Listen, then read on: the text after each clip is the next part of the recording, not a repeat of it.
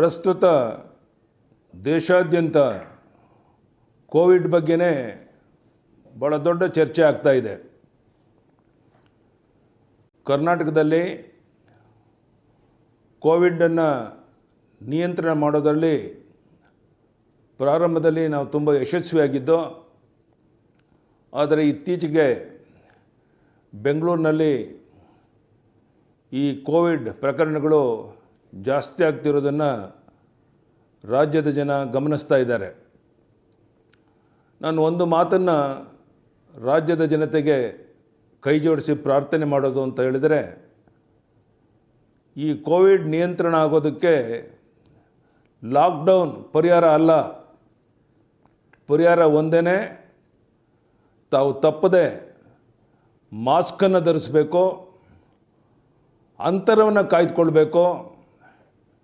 ಇದು ಎಷ್ಟು ಮಟ್ಟಿಗೆ ಕಟ್ಟುನಿಟ್ಟಾಗಿ ನೀವು ಪಾಲನೆ ಮಾಡ್ತೀರೋ ಅಷ್ಟರ ಮಟ್ಟಿಗೆ ಕೋವಿಡನ್ನು ತಡೆಯೋದಕ್ಕೆ ಸಾಧ್ಯ ಆಗುತ್ತೆ ಅನ್ನೋದನ್ನು ತಮ್ಮ ಅನುಭವಕ್ಕೆ ಬಂದಿದೆ ನಾನು ತಿಳ್ಕೊಂಡಿದ್ದೇನೆ. ನಾನು ಈಗಾಗಲೇ ನಮ್ಮೆಲ್ಲ ಸಚಿವರು, ಶಾಸಕರು, ಡಾಕ್ಟರ್ಗಳು, ನರ್ಸ್ಗಳು, ಆಶಾ ಕಾರ್ಯಕರ್ತರು ಪ್ರಾಣದ ಹಂಗನ್ನು ತೊರೆದು ಈ ಕೋವಿಡನ್ನು ತಡೆಯೋದಕ್ಕೋಸ್ಕರ ತಮ್ಮ ಜೀವನವನ್ನೇ ಮುಡುಪಾಗಿಟ್ಟು ಕೆಲಸ ಮಾಡ್ತಿರೋದನ್ನು ರಾಜ್ಯದ ಜನ ಗಮನಿಸ್ತಾ ಇದ್ದೀರಾ ಅಂತ ನಾನು ತಿಳ್ಕೊಂಡಿದ್ದೇನೆ. ಈ ರೀತಿ ತಮ್ಮ ಜೀವನವನ್ನೇ ಪಣವಾಗಿಟ್ಟು ನಿಮಗೋಸ್ಕರ ಕೆಲಸ ಮಾಡ್ತಿರೋ ಈ ಸಂದರ್ಭದಲ್ಲಿ ನಾವು ಉಳಿದು ಬದುಕಬೇಕು ಅಂತಿದ್ದರೆ ಈ ಕೋವಿಡ್ ಅಂತರವನ್ನು ಕಾಪಾಡಿಕೊಳ್ಳುವಂಥದ್ದು, ಕೋವಿಡಿಂದ ದೂರ ಇರುವಂಥದ್ದು, ಮಾಸ್ಕನ್ನು ಧರಿಸುವಂಥದ್ದು, ಮತ್ತೆ ಹೇಳ್ತೇನೆ, ಇದು ಪ್ರತಿಯೊಬ್ಬರು ಪಾಲನೆ ಮಾಡಲೇಬೇಕು. ವಾಕ್ ಮಾಡುವಂಥ ಸಂದರ್ಭದಲ್ಲಿರ್ಬೋದು, ಪಾರ್ಕ್ಗಳಲ್ಲಿ ಹೋದಾಗಿರ್ಬೋದು, ಬೇರೆ ಎಲ್ಲ ಸಂದರ್ಭದಲ್ಲೂ ಈ ಬಿಗಿ ನಿಲುವನ್ನು ನೀವು ತಗೊಂಡಾಗ ಮಾತ್ರ ಈ ಕೋವಿಡನ್ನು ತಡೆಯೋದಕ್ಕೆ ಸಾಧ್ಯ ಇದೆ ಅನ್ನುವಂಥದ್ದು ನನ್ನ ಸ್ಪಷ್ಟವಾದಂಥ ಅಭಿಪ್ರಾಯ. ಕೋವಿಡ್ ನಿಯಂತ್ರಣಕ್ಕೆ ತಜ್ಞರು ಕೊಟ್ಟಿರುವಂಥ ಸಲಹೆ 5T ಸ್ಟ್ರಾಟಜಿ ಭಾಳ ಮುಖ್ಯ. ಅದು ಅಂತೇಳಿದರೆ trace, track, test and treat on technology. ಇದನ್ನು ಪರಿಣಾಮಕಾರಿಯಾಗಿ ಅಳವಡಿಸ್ಕೊಂಡ್ರೆ ಇದರಲ್ಲಿ ರಾಜ್ಯ ಈಗಾಗಲೇ ಮುಂಚೂಣಿಯಲ್ಲಿದ್ದೇವೆ. ಆಗ ಈ ಕೋವಿಡನ್ನು ತಡೆಯೋದಕ್ಕೆ ಸಾಧ್ಯ ಇದೆ ಅನ್ನುವಂಥದ್ದು ನನ್ನ ಸ್ಪಷ್ಟವಾದಂಥ ನಂಬಿಕೆ. ಪ್ರತಿ ಕೋವಿಡ್ ಪಾಸಿಟಿವ್ ವ್ಯಕ್ತಿಗೆ 47 ಸಂಪರ್ಕಿತರನ್ನು ಪರೀಕ್ಷೆಗೆ ಒಳಪಡಿಸುವಂಥ ಮೂಲಕ ಅತ್ಯಂತ ಪರಿಣಾಮಕಾರಿ ಸಂಪರ್ಕ ಪತ್ತೆ ವ್ಯವಸ್ಥೆ ಅಳವಡಿಸಿಕೊಳ್ಳಲಾಗಿದೆ. ಕೋವಿಡ್ ಮತ್ತು ಕೋವಿಡ್ ಅಲ್ಲದ ಇತರ ರೋಗಿಗಳನ್ನು ಸಹ ಖಾಸಗಿ ಆಸ್ಪತ್ರೆಗಳಲ್ಲಿ ದಾಖಲು ಮಾಡಿಕೊಳ್ಳೋದಕ್ಕೆ ಇದ್ದ ಗೊಂದಲಗಳೆಲ್ಲ ಸರಿಪಡಿಸಲಾಗಿದೆ. ರಾಜ್ಯದಲ್ಲಿ ಪತ್ತೆಯಾಗಿರುವಂಥ ಕೋವಿಡ್ನಲ್ಲಿ 80% ಹೆಚ್ಚು ಸೋಂಕಿತರಲ್ಲಿ ಯಾವುದೇ ರೋಗಲಕ್ಷಣಗಳಿಲ್ಲ. ರೋಗಲಕ್ಷಣಗಳಿಲ್ಲದೇ ಲಘು ರೋಗ ಲಕ್ಷಣ ಇರುವವರೆಗೆ ಆಸ್ಪತ್ರೆ ಅವಶ್ಯಕತೆ ಇರೋದಿಲ್ಲ ಅನ್ನೋದನ್ನು ರಾಜ್ಯದ ಜನ, ಬೆಂಗಳೂರಿನ ಜನ ಮನವರಿಕೆ ಮಾಡಿಕೊಳ್ಬೇಕು. ಅಂಥವರನ್ನು ಹೋಮ್ ಐಸೋಲೇಷನ್ ಅಥವಾ ಕೋವಿಡ್ ಕೇರ್ ಸೆಂಟರ್ನಲ್ಲಿ ಇರಿಸಲಾಗುತ್ತೋ ಅದಕ್ಕೆ ನೀವು ಸಹಕರಿಸಬೇಕು. ಸೋಂಕಿತರಲ್ಲಿ 5% ಮಂದಿಗೆ ಮಾತ್ರ ICU ಅಥವಾ ವೆಂಟಿಲೇಟರ್ ಅಗತ್ಯ ಇದೆ ಅನ್ನುವಂಥದ್ದು ಈಗಾಗಲೇ ಅನುಭವಕ್ಕೆ ಬಂದಿರುವಂಥ ಮಾತು. ಬೆಂಗಳೂರಿನಲ್ಲಿ ಕೋವಿಡ್ ಚಿಕಿತ್ಸೆಗೆ 11,230 ಹಾಸಿಗೆಗಳನ್ನು ಮೀಸಲಾಗಿಟ್ಟು ಅದರಲ್ಲಿ 741 ಬೆಡ್ಗಳು ಸರ್ಕಾರಿ ಆಸ್ಪತ್ರೆಗಳಲ್ಲಿ, 819 ಬೆಡ್ಗಳು ಸರ್ಕಾರಿ ಮೆಡಿಕಲ್ ಕಾಲೇಜುಗಳಲ್ಲಿ ಮತ್ತು 4,836 ಬೆಡ್ಗಳು ಖಾಸಗಿ ಆಸ್ಪತ್ರೆಗಳಲ್ಲಿ ಮತ್ತು 2624 ಬೆಡ್ಗಳು ಕೋವಿಡ್ ಸೆಂಟರ್ಗಳಲ್ಲಿದೆ. ಹಾಸಿಗೆಗೆ ಹಂಚಿಕೆಗೆ ಕೇಂದ್ರೀಕೃತ ವ್ಯವಸ್ಥೆಯನ್ನು ಮಾಡಲಾಗಿದೆ. ಹಾಸಿಗೆಗಳ ಲಭ್ಯತೆಯನ್ನು ಪಡೆಯೋದಕ್ಕೋಸ್ಕರ ಸಾರ್ವಜನಿಕರಿಗೆ ಅನುಕೂಲವಾಗುವಂತೆ ರಿಯಲ್ ಟೈಮ್ ಡ್ಯಾಶ್ಬೋರ್ಡ್ ಸಿದ್ಧಪಡಿಸಲಾಗಿದೆ. ಕೋವಿಡ್ ನಿಯಂತ್ರಿಸಲು ಸರ್ಕಾರ ಪ್ರಾಮಾಣಿಕ ಎಲ್ಲ ಪ್ರಯತ್ನಗಳನ್ನು ಮಾಡ್ತಾ ಇದ್ದೇವೆ. ಈ ಬಗ್ಗೆ ಜನರು ಆತಂಕ ಪಡೆಯುವಂಥ ಅಗತ್ಯ ಇಲ್ಲ ಅಂತ ನಾನು ಹೇಳಕ್ಕೆ ಇಚ್ಛೆ ಪಡ್ತೇನೆ. ಕೆಲವು ಕಡೆ ಈ ಕೋವಿಡ್ ಪಾಸಿಟಿವ್ ಆಗಿದೆ ಅಂತ ತಕ್ಷಣ ಆತ್ಮಹತ್ಯೆ ಮಾಡಿಕೊಂಡಂಥ ಇಲ್ಲೊಂದು ಪ್ರಕರಣಗಳು ಕಾಣ್ತಾ ಇದೆ. ನಾನು ಕೈ ಜೋಡಿಸಿ ಪ್ರಾರ್ಥನೆ ಮಾಡ್ತೇನೆ, 100ಕ್ಕೆ 98 ಜನ ಕೋವಿಡ್ ಆದಂಥವರು ಗುಣಮುಖರಾಗಿ ಹೊರಬರ್ತಾ ಇದ್ದಾರೆ. ಯಾವುದೇ ತೊಂದರೆ ಇಲ್ಲ ಅನ್ನೋದು ಸ್ಪಷ್ಟವಾಗಿ ನಿಮ್ಗೆ ಗೊತ್ತಿದ್ದ ಮೇಲೂ ಸಹ ಈ ರೀತಿ ಆತ್ಮಹತ್ಯೆಗೆ ಪ್ರಯತ್ನ ಮಾಡುವಂಥದ್ದು ಯಾವ ಕಾರಣಕ್ಕೂ ಸರಿಯಲ್ಲ. ಅದಕ್ಕೆ ಕೈ ಹಾಕಬಾರ್ದು ಅಂತೇಳಿ ನಾನು ಪ್ರಾರ್ಥನೆಯನ್ನು ಮಾಡ್ತೇನೆ. ನಮ್ಮಲ್ಲಿ ಲಾಕ್ಡೌನ್ ತೆರವುಗೊಳಿಸಿ ಜನಜೀವನ ಸಹಜ ಸ್ಥಿತಿಗೆ ಬರ್ತಿದ್ದಂತೆಯೇ ಹೊರ ರಾಜ್ಯಗಳಿಂದ ಬಂದ ಪ್ರಯಾಣಿಕರು, ನೆರೆಯ ಮಹಾರಾಷ್ಟ್ರ, ತಮಿಳುನಾಡು ಮುಂತಾದ ಹೆಚ್ಚು ಪ್ರಕರಣಗಳು ಇದ್ದಂಥ ರಾಜ್ಯಗಳಿಂದ ಜನರು ಆಗಮನ ಜಾಸ್ತಿ ಆದ ಪರಿಣಾಮ ಬೆಂಗಳೂರಿನಲ್ಲಿ ಬೇರೆ ಕಡೆ ಈ ಕೋವಿಡ್ ಪ್ರಕರಣಗಳು ಜಾಸ್ತಿ ಆಗಿದೆ. ಇನ್ನು ಮುಂದೆ ಟೆಸ್ಟ್ ವರದಿ ಬರುವಲ್ಲಿ ಹಿಂದೆ ಸ್ವಲ್ಪ ವಿಳಂಬ ತೊಂದರೆ ಆಗಿತ್ತು. ಸೋಂಕಿತರಿಗೆ ಚಿಕಿತ್ಸೆ, ಖಾಸಗಿ ವಲಯದ ಸಹಭಾಗಿತ್ವ ಇತರೆ ವಿಚಾರದಲ್ಲಿ ಕೆಲವು ಗೊಂದಲ ಇದ್ದಂಥದ್ದು ನಿಜ. ಇನ್ನು ಮುಂದೆ ಸ್ಯಾಂಪಲ್ ನೀಡಿದ 24 ಗಂಟೆಗಳಲ್ಲಿ ವರದಿ ಬರುವಂತೆ ಕ್ರಮ ಕೈಗೊಳ್ಳಲಾಗಿದೆ. ಖಾಸಗಿ ಮೆಡಿಕಲ್ ಕಾಲೇಜುಗಳು, ಆಸ್ಪತ್ರೆಗಳ ಮುಖ್ಯಸ್ಥರ ಜೊತೆ ಸಭೆ ನಡೆಸಿ ಗೊಂದಲವನ್ನು ನಿವಾರಣೆ ಮಾಡಿದ್ದೇವೆ.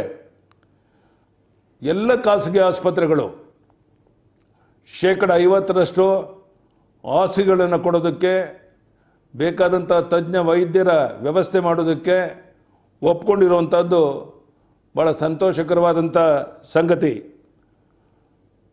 ಕೋವಿಡ್ ವಿರುದ್ಧ ಈ ಹೋರಾಟದಲ್ಲಿ ಖಾಸಗಿ ವಲಯವು ಕೈ ಜೋಡಿಸಿರುವುದರಿಂದ ನಾವು ಎಲ್ಲರೂ ಒಟ್ಟಾಗಿ ಹೋರಾಟವನ್ನು ಮಾಡಬೇಕಾಗಿದೆ. ಬೆಂಗಳೂರಿನಲ್ಲಿ 8 ವಲಯಗಳಲ್ಲಿ ಅಲ್ಲಿಗೆ ಒಬ್ಬೊಬ್ಬ ಸಚಿವ ಮತ್ತು ಅಧಿಕಾರಿಗಳು ನಿಯುಕ್ತಿಯನ್ನು ಮಾಡಲಾಗಿದೆ. ಸ್ಥಳೀಯ ನಿರ್ವಹಣೆ ಬಲಪಡಿಸೋದಕ್ಕೆ 8,000ಕ್ಕೂ ಹೆಚ್ಚು ಬೂತ್ ಮಟ್ಟದ ಕಾರ್ಯಪಡೆಯನ್ನು ಬೆಂಗಳೂರಿನಲ್ಲಿ ವ್ಯವಸ್ಥೆ ಮಾಡಲಾಗಿದೆ. ರಾಜ್ಯದ ಕೆಲವು ಜಿಲ್ಲೆಗಳಲ್ಲಿ ಈ ಕೊರೋನಾ ವೈರಸ್ ಜಾಸ್ತಿ ಆಗಿರೋದು ನನ್ನ ಗಮನಕ್ಕೆ ಬಂದಿದೆ. ಅಲ್ಲಿ ಜಿಲ್ಲಾಧಿಕಾರಿಗಳ ಜೊತೆಗೆ ನಿಕಟ ಸಂಪರ್ಕವನ್ನು ಹೊಂದಿದ್ದೇನೆ. ಅವ್ರಿಗೆ ಹೇಳಿದ್ದೇನೆ, ಇನ್ನು ಮುಂದೆ ಲಾಕ್ಡೌನ್ ಬಗ್ಗೆ ತಾವು ಮಾತನಾಡ್ದೇನೆ ಅಂತರವನ್ನು ಕಾಯ್ಕೊಂಡು ಕಂಪಲ್ಸರಿಯಾಗಿ ಮಾಸ್ಕನ್ನು ಹಾಕ್ಕೊಳ್ಳೋದ್ರ ಮೂಲಕ ಈ ಕೋವಿಡನ್ನು ತಡೆಯೋದಕ್ಕೆ ವಿಶೇಷವಾದ ಪ್ರಯತ್ನ ಮಾಡಬೇಕು ಅಂತೇಳಿ ಸಂಬಂಧಾಧಿಕಾರಿಗಳಿಗೆ ಸೂಚಿಸಿದ್ದೇನೆ. ಬೆಂಗಳೂರಲ್ಲಾಗಲಿ ರಾಜ್ಯದ ಯಾವುದೇ ಜಿಲ್ಲೆಗಳಲ್ಲಾಗಲಿ ಈ ಕ್ರಮವನ್ನು ಕೈಗೊಂಡಾಗ ಮಾತ್ರ ನಾವು ಇದನ್ನು ಎದುರಿಸೋಕ್ಕೆ ಸಾಧ್ಯ ಆಗುತ್ತೆ ಅಂತ ನಾನಾದರೂ ಭಾವಿಸಿದ್ದೇನೆ. ಈ ಸಂಕಷ್ಟದ ಸಮಯದಲ್ಲಿ ಅನಗತ್ಯವಾದಂಥ ಟೀಕೆ ಟಿಪ್ಪಣಿಗಳ ಬದಲು ಕೋವಿಡ್-19 ನಿಯಂತ್ರಣಕ್ಕೆ ರಚನಾತ್ಮಕ ಸಲಹೆಗಳನ್ನು ನೀಡಬೇಕು ಅಂತೇಳಿ ನಾನು ಪ್ರತಿಪಕ್ಷದ ನಾಯಕರಾದಂಥ ಮಾನ್ಯ ಎಲ್ಲ ಮುಖಂಡರುಗಳಿಗೆ ವಿನಂತಿಯನ್ನು ಮಾಡ್ತೇನೆ. ಅದು ಸಿದ್ದರಾಮಯ್ಯನವರು ಇರ್ಬೋದು, ಮಾನ್ಯ ಡಿ ಕೆ ಶಿವಕುಮಾರ್ ಇರ್ಬೋದು, ಉಳಿದ ಎಲ್ಲ ಮುಖಂಡರುಗಳು ಏನೇ ಸಲಹೆಗಳಿದ್ದರೂ ದಯಮಾಡಿ ತಾವು ಕೊಡಿ. ತಮಗೆ ಗೊತ್ತಿರ್ಬೋದು, ಇವತ್ತು ನಮ್ಮ ಸಿದ್ದರಾಮಯ್ಯನವರು ಯಾವ ಎಕ್ಸಿಬಿಷನ್ ಬಿಲ್ಡಿಂಗ್ನಲ್ಲಿ 6,200 ಹಾಸಿಗೆಗಳನ್ನು ಸಿದ್ಧಪಡಿಸಿರುವಂಥ ಸ್ಥಳಕ್ಕೆ ಭೇಟಿ ಮಾಡಿ ಬಂದಿದ್ದಾರೆ. ನಾನು ಅವರಲ್ಲಿ ವಿನಂತಿ ಮಾಡ್ತೇನೆ, ಈ ಹಿಂದೆ ಒಂದು ಬೆಡ್ಗೆ ಒಂದು ದಿನಕ್ಕೆ 800 ರೂಪಾಯಿ ಅಂತ ನಿಗದಿ ಮಾಡಿದರು. ನಾನು ಸ್ಥಳ ತನಿಖೆ ಮಾಡಿ ಅದೆಲ್ಲವನ್ನು ಪರಿಶೀಲನೆ ಮಾಡಿ ಆ 6,500 ಬೆಡ್ಗಳನ್ನು, ಅಂದರೆ ಅಲ್ಲಿರುವಂಥ ಮಂಚಗಳನ್ನು, ಸ್ಟೀಲ್ ಮಂಚಗಳನ್ನು ನಾವು ಪೂರ್ಣ ಖರೀದಿ ಮಾಡಿ ಅದಕ್ಕೆ ಬೇಕಾದಂಥ ಹಣವನ್ನು ಪಾವತಿ ಮಾಡೋದ್ರ ಮೂಲಕ ಸುಮಾರು 7.25 ಕೋಟಿ ರೂಪಾಯಿಗೆ 6.5 ಲಕ್ಷ ಸ್ಟೀಲ್ ಮಂಚಗಳನ್ನು ಹಾಸಿಗೆ ಸಹಿತ ನಾವು ಪಡೆದಿದ್ದೇವೆ. ಮಾನ್ಯ ಶಿವಕುಮಾರ್ ಅವರ ಮನಸ್ಸಿನಲ್ಲಿ ಹಾಸಿಗೆನೂ ಸಹ ನಾವು ಅದ್ರ ಮುಗಿದ ಮೇಲೆ ನಾವು ಬೇರೆ ಬೇರೆ PSCಗಳಿಗೆ ಸ್ಥಳಾಂತರ ಮಾಡ್ತೇವೆ ಅನ್ನೋ ಭಾವನೆಯನ್ನು ಒಂದು ಹೇಳಿಕೆಯನ್ನು ಕೊಟ್ಟಿದ್ದಾರೆ. ಯಾವ ಹಾಸಿಗೆಯನ್ನು ಉಪಯೋಗ ಮಾಡಿದ್ದಾರೆ ಅದನ್ನು ಬೆಂಕಿ ಹಾಕಿ ಸುಡಲಾಗುತ್ತೆ, ಕೇವಲ ಮಂಚಗಳನ್ನು ಮಾತ್ರ ಬೇರೆ ಬೇರೆ PSCಗಳಿಗೆ ಉಪಯೋಗ ಮಾಡ್ಕೊಳ್ಳೋಕ್ಕೋಸ್ಕರ ಅದನ್ನು ಉಪಯೋಗ ಮಾಡ್ಕೊತೇವೆ. ಈಗಾಗಲೇ 7.25 ಕೋಟಿಗೆ ಅದನ್ನು ಖರೀದಿ ಮಾಡೋಕ್ಕೆ BBMP ಆಯುಕ್ತರಿಗೆ ಸೂಚನೆಯನ್ನು ಕೊಟ್ಟಿದ್ದೇನೆ. ಎಲ್ಲವೂ ರೆಡಿಯಾಗಿದೆ. ಅಲ್ಲಿ ಉಳಿದಂಥ ವ್ಯವಸ್ಥೆಗಳನ್ನೇನು ಮಾಡಿದ್ದಾರೆ ಅದಕ್ಕೆ 4.25 ಕೋಟಿ ರೂಪಾಯಿನ ಕೊಡುವಂಥ ವ್ಯವಸ್ಥೆಯನ್ನು ಸಹ ನಾವು ಮಾಡಿದ್ದೇವೆ. ನಾನು ವಿನಂತಿ ಮಾಡೋದು ಇಷ್ಟೇ, ಮಾಧ್ಯಮದ ಸ್ನೇಹಿತರು ಎಲ್ಲ ರೀತಿಯ ಸಹಕಾರವನ್ನು ಕೊಡ್ತಾ ಇದ್ದಾರೆ, ಪ್ರತಿಪಕ್ಷದ ನಾಯಕರು ಸಹಕಾರವನ್ನು ಕೊಡ್ತಾ ಇದ್ದಾರೆ. ನಾನು ನಿಮ್ಮಲ್ಲಿ ವಿನಂತಿ ಮಾಡ್ತೇನೆ, ಸಿದ್ದರಾಮಯ್ಯನವ್ರ ಹತ್ರ, ಶಿವಕುಮಾರ್ ಹತ್ರ, ಕುಮಾರಸ್ವಾಮಿ ಅವರ ಹತ್ರ ಏನೇ ಮಾಹಿತಿಗಳು ಬೇಕಾದರೂ ತಾವು ಕೇಳಿ. 24 ಗಂಟೆಯಲ್ಲಿ ನಿಮ್ಗೆ ಮಾಹಿತಿಯನ್ನು ಒದಗಿಸುವಂಥ ಪ್ರಾಮಾಣಿಕ ಪ್ರಯತ್ನವನ್ನು ನಾವು ಮಾಡ್ತೇವೆ. ಒಂದು ಮಾತನ್ನು ನಿಮ್ಗೆ ಹೇಳ್ತೇನೆ, ಈ ಕೋವಿಡ್ಗೆ ಸಂಬಂಧಪಟ್ಟಂಥ ವಸ್ತುಗಳನ್ನು ಖರೀದಿ ಮಾಡುವಂಥ ಸಂದರ್ಭದಲ್ಲಿ ₹1 ದುರುಪಯೋಗ ಮಾಡೋದಕ್ಕೆ ಅವಕಾಶವನ್ನು ಮಾಡಿಕೊಟ್ಟಿಲ್ಲ. ಯಾರು ಬೇಕಾದರೂ ಪ್ರತಿಪಕ್ಷದ ನಾಯಕರು ಬಂದು ದಾಖಲೆಗಳನ್ನು ಪರಿಶೀಲನೆ ಮಾಡಬಹುದು. ನೀವೇನು ಮಾಹಿತಿಗಳನ್ನು ಕೇಳ್ತೀರಾ ಆ ಮಾಹಿತಿಗಳನ್ನು ಕೊಡೋಕ್ಕೆ ನಮ್ಮ ಅಧಿಕಾರಿಗಳು ಸಿದ್ಧ ಇದ್ದಾರೆ. ನಾನು ಯಾತಕ್ಕೋಸ್ಕರ ಈ ಮಾತನ್ನು ಹೇಳ್ತಾ ಇದ್ದೀನಿ ಅಂದರೆ, ಈ ಕೋವಿಡ್ ಪ್ರಕರಣದಲ್ಲಿ ಜನ ಸಿಕ್ಕಿ ನರಳುತ್ತಾ ಇರಬೇಕಾದ್ರೆ ನಮ್ಮ ಪ್ರತಿಪಕ್ಷಗಳ ಮಧ್ಯೆ ಯಾವುದೇ ಗೊಂದಲಗಳಿದ್ದರೆ ಅದರಿಂದ ಜನ ಗೊಂದಲಕ್ಕೀಡಾಗ್ತಾರೆ. ಅದಕ್ಕಾಗಿ ನಾನು ಪ್ರತಿಪಕ್ಷದ ನಾಯಕರಲ್ಲಿ, ವಿಶೇಷವಾಗಿ ಸಿದ್ದರಾಮಯ್ಯನವರಲ್ಲಿ ವಿನಂತಿ ಮಾಡುವಂಥದ್ದು, ನಿಮಗೆ ಯಾವ ಮಾಹಿತಿ ಬೇಕೋ ಹೇಳಿ, ಆ ಮಾಹಿತಿಗಳನ್ನು ತಕ್ಷಣ ಒದಗಿಸೋದಕ್ಕೆ ನಾವು ಸಿದ್ಧ ಇದ್ದೇವೆ. ಯಾವ ಕಾರಣಕ್ಕೂ ನಮ್ಮ ಅಧಿಕಾರಿಗಳು ಈ ಕೋವಿಡ್ ಸಂಬಂಧಪಟ್ಟ ವಸ್ತುಗಳನ್ನು ಖರೀದಿ ಮಾಡೋದರಲ್ಲಿ ₹1 ದುರುಪಯೋಗ ಮಾಡಿಕೊಂಡಿಲ್ಲ ಅನ್ನೋ ಮಾತನ್ನು ಈ ಸಂದರ್ಭದಲ್ಲಿ ಭಾಳ ಸ್ಪಷ್ಟವಾಗಿ ನಿಮ್ಗೆ ಹೇಳೋಕ್ಕೆ ಇಚ್ಛೆ ಪಡ್ತೇನೆ. ಬನ್ನಿ, ದಾಖಲೆಗಳನ್ನ ಪರಿಶೀಲನೆ ಮಾಡಿ. ಪ್ರತಿಪಕ್ಷದ ನಾಯಕರಾಗಿ ಪರಿಶೀಲನೆ ಮಾಡೋದಕ್ಕೆ ನಿಮ್ಮ ಸಂಪೂರ್ಣ ಸ್ವಾತಂತ್ರ್ಯ ಇದೆ. ನಾನು ಸಹ ಯಾವುದೇ ಮಾಹಿತಿಗಳು ನಿಮ್ಗೆ ಬೇಕಾದ್ರೂ ಕಳಿಸ್ಕೊಡೋಕ್ಕೆ ಸಿದ್ಧ ಇದ್ದೇನೆ. ದಯಮಾಡಿ ತಾವು ಸಹಕರಿಸಬೇಕು. ಈ ಕೋವಿಡ್ ಸಂದರ್ಭದಲ್ಲಿ ಪಕ್ಷಭೇದವನ್ನು ಮರೆತು ನಾವೆಲ್ಲ ಒಟ್ಟಾಗಿ ಒಂದಾಗಿ ಇದನ್ನು ಎದುರಿಸಬೇಕಾಗಿದೆ. ರಾಜ್ಯದಲ್ಲಿ ಬೇರೆ ಬೇರೆ ಜಿಲ್ಲೆಗಳಲ್ಲಿ ಈ ಕೋವಿಡ್ಗೆ ಸಿಕ್ಕಿ ಜನ ನರಳುತ್ತಾ ಇರಬೇಕಾದ್ರೆ ನಮ್ಮ ಹೇಳಿಕೆಗಳು ಆ ಕೋವಿಡನ್ನು ತಡೆಯೋದಕ್ಕೆ ಪೂರಕವಾಗಿರಬೇಕೇ ಹೊರತು ಜನರಲ್ಲಿ ಗೊಂದಲ ಉಂಟಾದಕ್ಕೆ ಅವಕಾಶವನ್ನು ನಾವ್ಯಾರೂ ಮಾಡಿಕೊಡಬಾರ್ದು ಅಂತೇಳಿ ಈ ಸಂದರ್ಭದಲ್ಲಿ ನಾನು ವಿನಂತಿಯನ್ನು ಮಾಡ್ತಾ ಇದ್ದೇನೆ. ಮತ್ತು ಮಾಧ್ಯಮದವ್ರಿಗೆ ನಾನು ಅಭಿನಂದನೆಯನ್ನು ಸಲ್ಲಿಸ್ತೇನೆ. ಕಳೆದ ಈ 4-5 ತಿಂಗಳಿಂದ ಮಾಧ್ಯಮದವರು ಸಂಪೂರ್ಣ ಸಹಕಾರವನ್ನು ಕೊಡ್ತಾ ಇದ್ದಾರೆ. ಎಲೆಕ್ಟ್ರಾನಿಕ್ ಮತ್ತು ಮುದ್ರಣ ಮಾಧ್ಯಮ ಮಿತ್ರರು ಕೋವಿಡ್-19 ನಿಯಂತ್ರಣಕ್ಕೆ ಬೇಕಾದಂಥ ಎಲ್ಲ ಸಲಹೆ ಸಹಕಾರ ಕೊಡ್ತಾ ಇದ್ದಾರೆ. ಮಾಧ್ಯಮದವರು ತಮ್ಮ ಕ್ರಿಯಾಶೀಲ ಸಲಹೆಗಳನ್ನು ಸರ್ಕಾರಕ್ಕೆ ನೀಡುವುದರೊಂದಿಗೆ ಇದುವರೆಗೆ ನಿರ್ವಹಿಸಿದಂಥ ಪಾತ್ರ ಇನ್ನೂ ಭಾಳ ದೊಡ್ಡ ಪ್ರಮಾಣದಲ್ಲಿ ತಾವು ಸಹಕಾರವನ್ನು ನೀಡಬೇಕು. ನಿಮಗೆ ಯಾವುದೇ ಮಾಹಿತಿ ಬೇಕಾದರೂ ನಾವು ಕೊಡೋದಕ್ಕೆ ಸಿದ್ಧ ಇದ್ದೇವೆ. ನಿಮ್ಮ ಸಹಕಾರ ಇದ್ದಾಗ ಮಾತ್ರ ಈ ಗೊಂದಲಗಳನ್ನು ನಿವಾರಣೆ ಮಾಡೋಕ್ಕೆ ಸಾಧ್ಯ ಇದೆ. ಪ್ರತಿಪಕ್ಷ, ಮಾಧ್ಯಮದವರು ಈ ಸಹಕಾರವನ್ನು ಕೊಟ್ಟಾಗ ನಾವು ಧೈರ್ಯವಾಗಿ ಈ ಕೋವಿಡ್ನ ಎದುರಿಸೋಕ್ಕೆ ಅನುಕೂಲ ಆಗುತ್ತೆ. ನಮ್ಮ ಅಧಿಕಾರಿಗಳು ಹಗಲು ರಾತ್ರಿ ಕೆಲಸ ಮಾಡ್ತಾ ಇದ್ದಾರೆ. ಕೇವಲ ಜಿಲ್ಲಾಧಿಕಾರಿಗಳು ಮಾತ್ರ ಅಲ್ಲ, ನಮ್ಮ ಎಲ್ಲ ಮಟ್ಟದ ಅಧಿಕಾರಿಗಳು ಸಹ ಈ ಕೊರೋನಾ ತಡೆಯೋದಕ್ಕೆ ಶಕ್ತಿ ಮೀರಿ ಪ್ರಯತ್ನ ಮಾಡ್ತಾ ಇದ್ದಾರೆ. ನಮ್ಮ ಮುಖ್ಯ ಕಾರ್ಯದರ್ಶಿಗಳು ಪ್ರತಿನಿತ್ಯ ವಿಡಿಯೋ ಕಾನ್ಫರೆನ್ಸ್ ಮಾಡೋದ್ರ ಮೂಲಕ ಜನರಲ್ಲಿ ಜಾಗೃತಿ ಮೂಡಿಸೋದ್ರ ಬಗ್ಗೆ ಮತ್ತು ಜಿಲ್ಲಾಧಿಕಾರಿಗಳಿಗೆ ಸೂಕ್ತ ಸಲಹೆಗಳನ್ನು ಕೊಡುವಂಥ ನಿರಂತರವಾದಂಥ ಕೆಲಸವನ್ನು ಮಾಡ್ತಾ ಇರೋದನ್ನು ತಾವೆಲ್ಲ ಗಮನಿಸಿದ್ದೀರಾ ಅಂತ ನಾನು ತಿಳ್ಕೊಂಡಿದ್ದೇನೆ. ಆದ್ದರಿಂದ ನಮ್ಮ ಮಾಧ್ಯಮದ ಸ್ನೇಹಿತರು ಈ ಕೋವಿಡ್-19 ತಡೆಯೋ ನಿಯಂತ್ರಣ ಮಾಡೋದಕ್ಕೆ ಇನ್ನೂ ಹೆಚ್ಚಿನ ನೆರವು ಮತ್ತು ಜನರಲ್ಲಿ ಧೈರ್ಯ ತುಂಬಿಸುವಂಥ ಕೆಲಸಕ್ಕೆ ನೀವು ಸಹಕಾರವನ್ನು ನೀಡಬೇಕು ಅಂತೇಳಿ ತಮ್ಮಲ್ಲಿ ವಿನಯಪೂರ್ವಕವಾಗಿ ಪ್ರಾರ್ಥನೆ ಮಾಡ್ತೇನೆ. ಈಗಾಗಲೇ ತಮ್ಮೆಲ್ಲರ ಸಹಕಾರದಿಂದ SSLC ಪರೀಕ್ಷೆಯನ್ನು ಭಾಳ ಯಶಸ್ವಿಯಾಗಿ ನಡೆಸಿದ್ದೇವೆ. 8 ಲಕ್ಷಕ್ಕೂ ಹೆಚ್ಚು ವಿದ್ಯಾರ್ಥಿಗಳು SSLC ಪರೀಕ್ಷೆ ಬರೆಯೋದ್ರ ಮೂಲಕ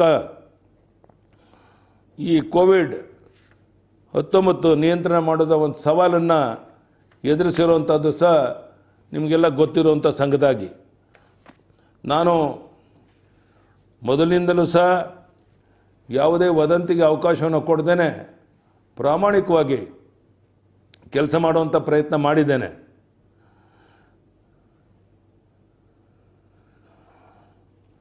ನಾನು ಅಷ್ಟೇ ವಿನಂತಿ ಮಾಡುವಂಥದ್ದು, ನಮ್ಮ ನೆರೆಹೊರೆಯವರು ಈ ಕೋವಿಡ್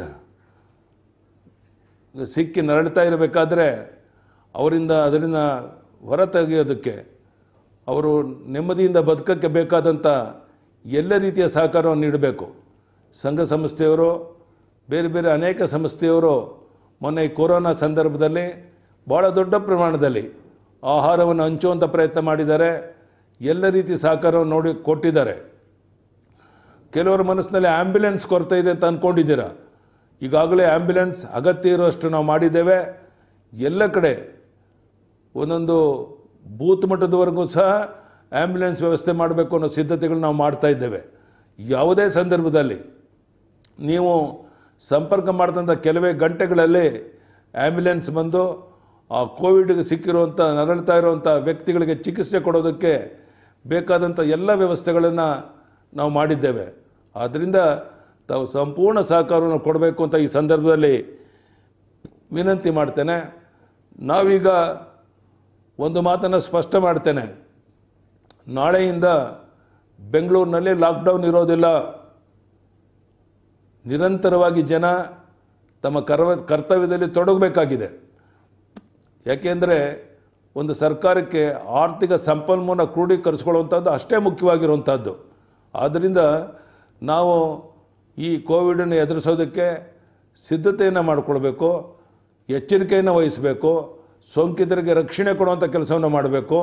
ಅದೇ ರೀತಿ ಆರ್ಥಿಕ ಸ್ಥಿತಿ ಸುಧಾರಣೆ ಮಾಡೋದಕ್ಕೆ ಎಲ್ಲ ರೀತಿಯ ಸಹಕಾರವನ್ನು ಕೊಡಬೇಕು ಅಂತೇಳಿ ಈ ಸಂದರ್ಭದಲ್ಲಿ ಕೈ ಜೋಡಿಸಿ ಪ್ರಾರ್ಥನೆ ಮಾಡಿ, ಇವತ್ತು ನಾನು ಮತ್ತೊಮ್ಮೆ ಈ ರಾಜ್ಯದ ಜನತೆಯಲ್ಲಿ ಕೈ ಜೋಡಿಸಿ ಪ್ರಾರ್ಥನೆ ಮಾಡ್ತೇನೆ. ಈಗಾಗಲೇ ಪ್ರಧಾನಿಯವರು ಅನೇಕ ಬಾರಿ ತಮ್ಮ ಅಭಿಪ್ರಾಯಗಳನ್ನು ವ್ಯಕ್ತಪಡಿಸಿದ್ದಾರೆ.